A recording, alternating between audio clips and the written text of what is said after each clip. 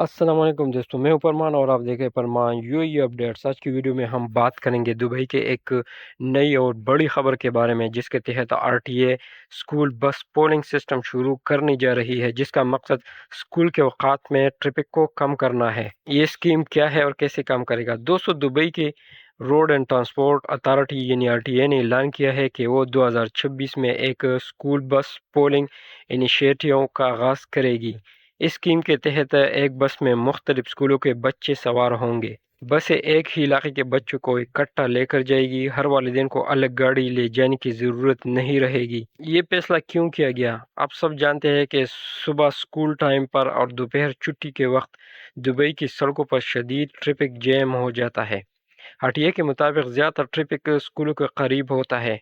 हज़ारों प्राइवेट गाड़ियाँ सड़क पर आ जाती है। इस मसले को हल करने के लिए स्कूल बस पोलिंग मुतारिफ करवाई जा रही है। ये सिस्टम कैसे काम करेगा? एक इलाके में रहने वाले बच्चों को एक ही बस में बिठाया जाएगा। बस रूट्स को स्मार्ट टेक्नोलॉजी से प्लान किया जाएगा। बसों में जीपीएस ट्रैकिंग और मॉनिटरिंग सिस्टम होगा।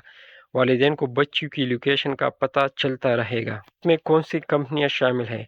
आरटीए ने इस मंसूबे के लिए दो बड़ी कंपनियों से मुआहिदा किया है, यंगो ग्रुप और दूसरा अर्बन एक्सप्रेस ट्रांसपोर्ट। ये company bus service, route planning और टेक्नोलॉजी फराहम करेगी।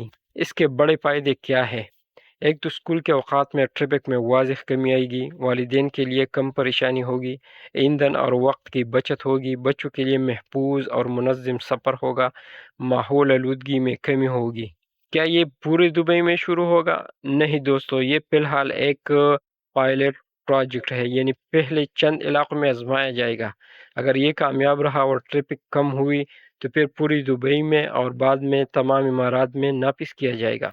दोस्तों, ये मंसूबा दुबई को एक बार फिर स्मार्ट सिटी और जदीद ट्रांसपोर्ट की तरफ ले जा रहा है।